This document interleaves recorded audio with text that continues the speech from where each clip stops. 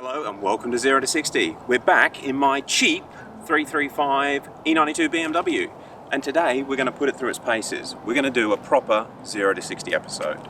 Now this car, there was a bit of a story which I'll put the link below, but this car was the cheapest 335 in Australia. It's currently running a JB4 with current back-end flash. We're going to do these runs in map 1 and map 2, and we're going to see if it can beat the standard car. Let's go.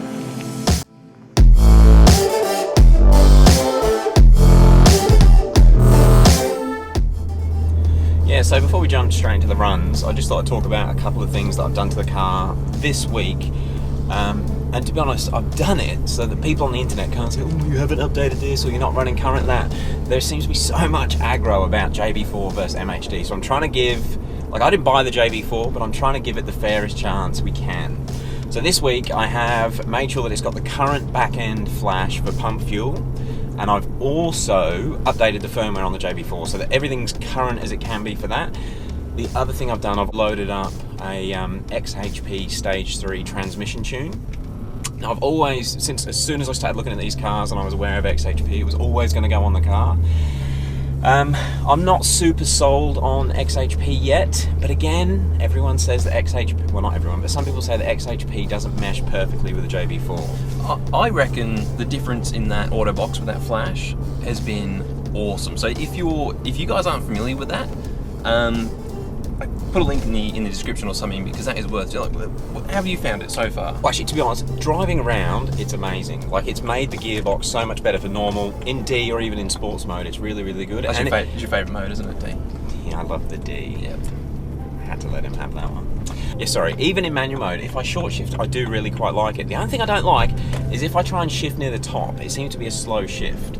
And I'm thinking that might be something to do with the JB4, the way it's intercepting. I'm really not sure. If you could actually give me some insight into that, why do the gearbox shifts feel slow if I shift at like 6,500? Because I've got no idea. That is weird, but okay, so just to clarify, for the runs, it's got the XHD transmission flash. Yes. You've got the current back-end pump fuel 98 octane flash. Yes.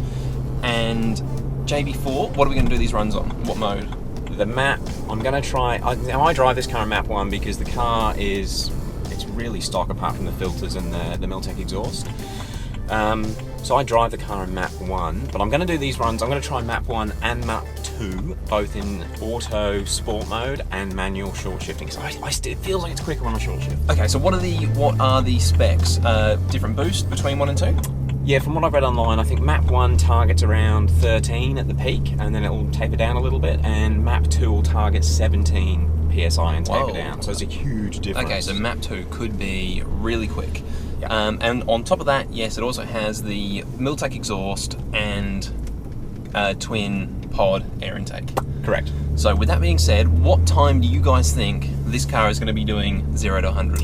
Yeah, don't forget, the last time we timed a 335, which is in 2016, the fastest we could get that car to go was 6.61 seconds. Okay, so a stock one was 6.61 seconds. To be fair, that was on his... Dylan's tyres weren't very fresh, were they? No, they weren't. And it was spinning up a little bit. Yeah, we just couldn't get it to hook up. Yeah, where your tyres are literally weeks old. They are. Although that being said, they're not the most expensive tyres, so it will be interesting to say. So 6.61 with the stock car. This one's had a bit of mods. Yep. Let us know. Type down below. Yeah, or actually, we'll put a poll up. Or just comment. I'm too excited. I want to go see what it does. Alright, we're going to get the car set up. We'll see you guys in a second. Now we're recording. Okay, we're going to do something a bit different in this run. We've got the JB4 app screen capturing. We've got the V-Box app screen capturing. And we've got a camera on the speedo, and you're going to get to see our lovely faces for the rest of it. So this is quite exciting, because this is genuinely the first time I've properly timed this car. I'm kind of nervous. I hope it's not slower than the standard one. Alright, are you ready? Let's go see what it does. I think we can jump straight into it. Now this is in sports mode, map 1 on the JB4. I'm going to do a little bit of a stall up. Oh, traction. Oh, traction off. Ooh. Traction control off. So DSC restricted and DSC off. Alright.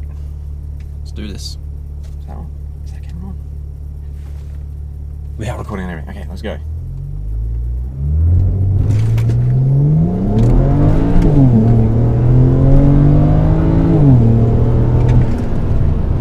Comes on pretty strong. What do we get? What do we get? I kind of want you to guess. 6.1. Close. What was it? 5.48. Holy Into the 5. So it was just no hesitation off the start. It did not stutter or slip or anything, dude. That's as quick as the M5. The M5 was 5.3. Well, it's pretty much the same. But when you do it with the M5, it's like then you grab second and it's fucking. Let's try manual mode and then we'll try map 2. Holy shit, that was quick. I'm gonna reset this bad boy. Okay. I'll basically short shift. All right, ready? Yep. Oh, too much wheel spin. Let's see what it does. Let's see what it does.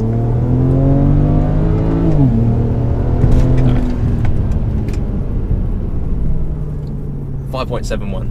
5.7 with a fair bit of wheel spin. It wasn't too much wheel spin, but compared to the last time, yes. But it's still, like, again, nothing like the M5. Yeah, 5.7.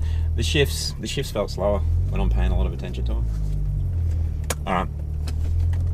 Now, just because it's my car, I'm not going to do an excessive amount of runs, so I'm going to jump straight into map 2. Ooh. So to switch into map 2, push down on volume and track. That goes into that menu. Map 2. I haven't spent a lot of time in map 2. This could be interesting. Get ready for the 3s, bro. Let me know when you're ready. We're good. Okay. Gonna go about 1500. That's strong. It's walking a bit down the road. That's right. Yeah, that's up. 5.47. So not a big difference. Not much. That's weird. But could you feel it creeping? Yeah. But that's probably a good thing. Like, you're just at the point you're getting as much traction as these tyres can give you. It's just braking. Well, it goes to show, though, map 1 puts the power down perfectly with these tyres on this road surface. And it was quicker. All right, I'm going to try manual mode and even less spooling. Let me know when you're ready. We're good. I'm going to get into manual mode. Oh, I'm so nervous. All right. 1250 and we're going. And now we're flat out. Oh, fucking hell. Still not getting the power down. 5.73. It felt like it come on to more boost at some point when you're already doing 40 kilometers an hour or something, and it just went whoop. What you felt there was that's when I went flat out. Really? Yeah. Wow, so this thing's just got power to play with. It does. But yeah, it's always the challenge. It's the balance between putting the power down and putting too much down. All right, I'm gonna try another sports mode with a lower stall because it's my car and I want to beat 5.4. What if you try DTC? Good thinking, 99. Okay, so we've now got traction on. Well, on DTC. On mode. DTC, so it'll give it a little bit of slip. Let me know when you're ready. We're good. 1500 RPMs. And we're off. Okay. It's not that hard. 5.72. To me, what? it felt like it shifted quite early. It could be heat soaking. Or it could be DTC. Right, one more run. 1250 RPM launch, traction completely off, map 2. 1250, that's nearly idle. I think that's where we messed up with that stock one. We You're would. stalling the hell out of it, Yeah. and the second you leave. Okay. We're good.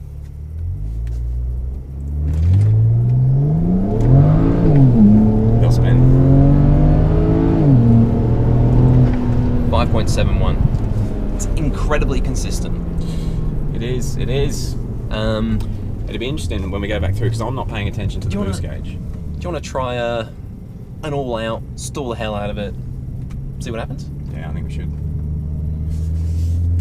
You know, just for science, just in case lots of wheel spin does make it quicker. We're going to do a map 2. I'm going to stall it up to 2,500. No, I'll go 3,000 RPM. Yeah. If it'll stall that high. Which should make some boost before we leave. So, ready? Let's do it. 2's the limit. It pulled back. It did. That was interesting. And it was 5.52.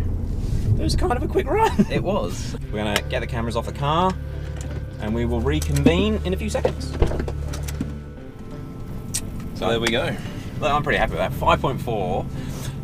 This is a sub $15,000 car, and as close as makes no difference. I've matched the M5. Yeah, that's very cool. Obviously, it would probably be a different story after that 100 kilometers an hour. I reckon the M5 would start to walk it.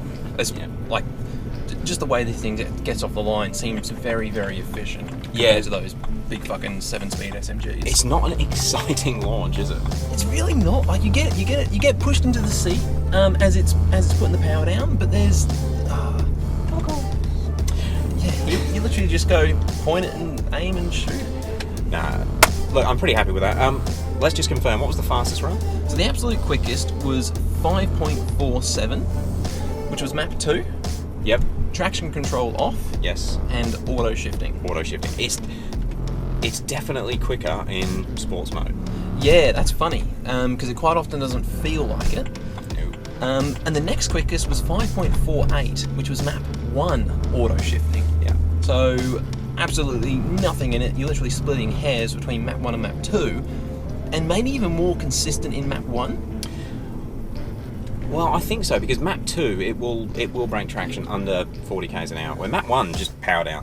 Yeah, and almost you just go for it. Whereas in map 2, you said as you get to full throttle, that's when it starts to break loose. Mm-hmm. So I think, if you weren't on as good a surface as this, map 2 is probably going to be a bit messier and take a bit longer to get to 100. So keep that in mind for your off-street drag racing guys. And just going back to it, I'm going to cut in some footage now comparing the sports shift times with the manual shift times, because it really does feel quicker. With the XHP flash, I think it's shifting quicker in sports mode than it is in manual mode.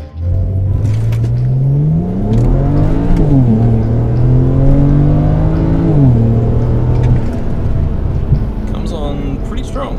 What do we get? Oh, too much wheel spin. Let's see what it does. Let's see what it does.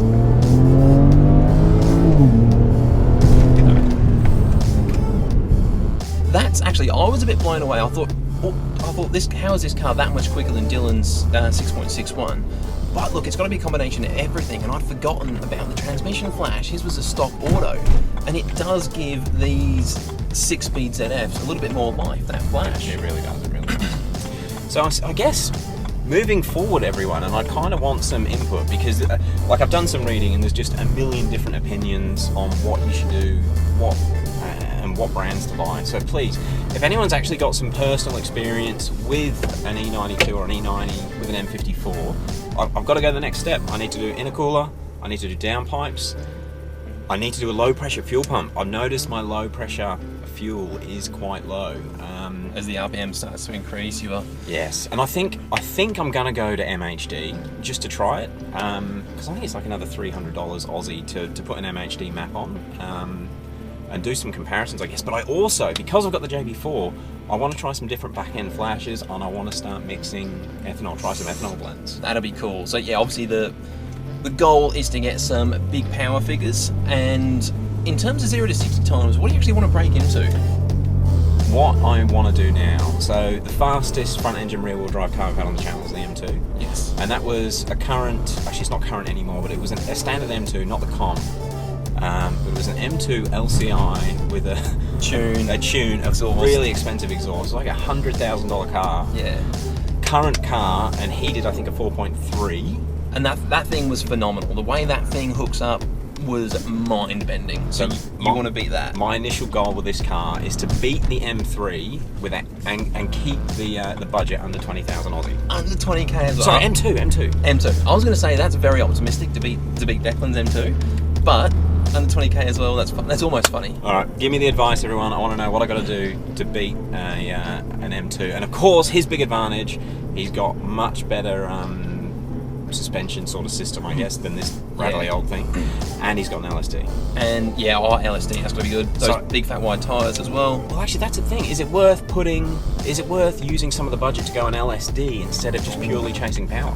But yeah, also, guys, as you're offering your experience and advice to getting these things fast, you've got to keep in mind it's all very budget conscious. So yeah, any heads up. And also, you were saying that you noticed the trans temp was getting hot? Yes, yeah. Now, definitely. We did 5 or 6 0 to 100 runs, so you're not like majorly beating on the car at all.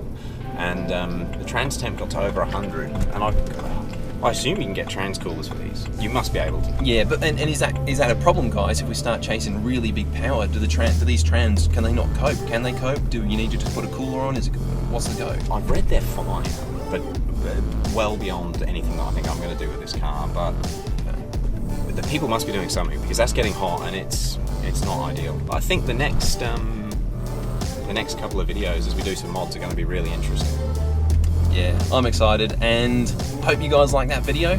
And yeah, look, honestly open to suggestions and how to make this thing efficient, fast, and cheap. And I'm just going to say it because everyone on YouTube does.